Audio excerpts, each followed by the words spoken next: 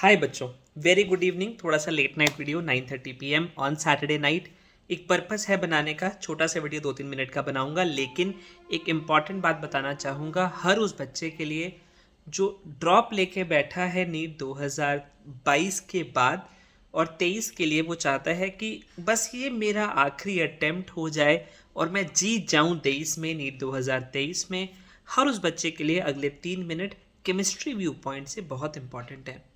ध्यान रखिएगा, केमिस्ट्री में टोटल आपको 30 चैप्टर्स मिलते हैं, जिसमें से आपको 14 मिलते हैं क्लास 11th में और 16 मिलते हैं क्लास 12th में।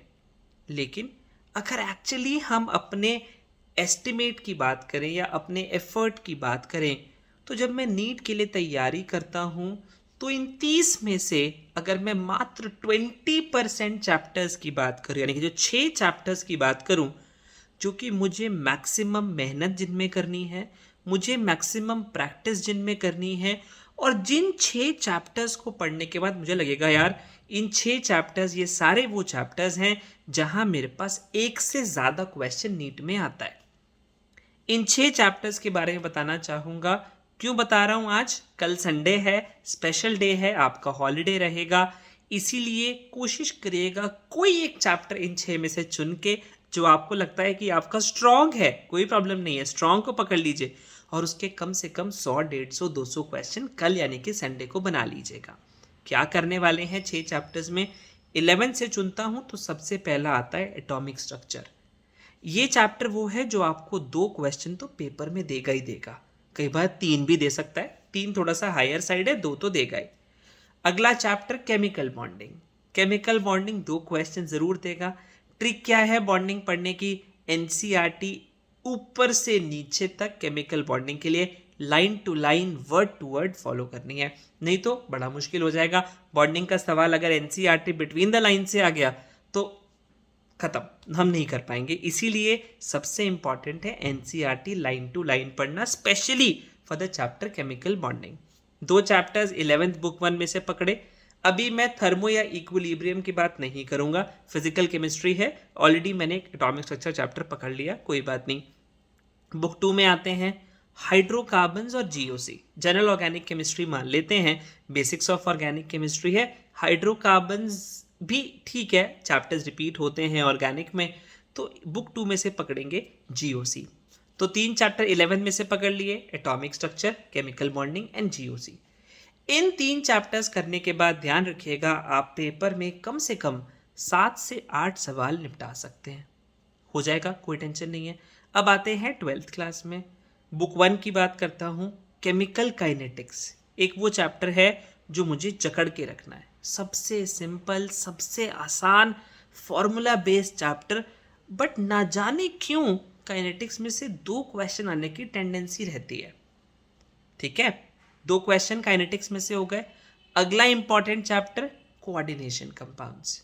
कोऑर्डिनेशन कंपाउंड्स में आइसोमरिज्म की बातें हैं, क्रिस्टल फील्ड थ्योरी है, वैलेंस बॉन्ड थ्योरी है। कोऑर्डिनेशन कंपाउंड्स भी 2 क्वेश्चन देने की ताकत रखता है, यानी कि 12th की पहली बुक में से 2 चैप्टर्स पकड़ लिए, काइनेटिक्स और कोऑर्डिनेशन कंपाउंड्स। और बुक 2 में जब आएंगे तब 2 चैप्टर पकड़ना चाहता हूं, टोटल 7 हो जाएंगे, और वो 2 चैप्टर्स हैं एल्कोहल और एल्डिहाइड्स। एल्डिहाइड्स आपको पता है सारी ऑर्गेनिक की समरी एल्डिहाइड में बन के बैठी है।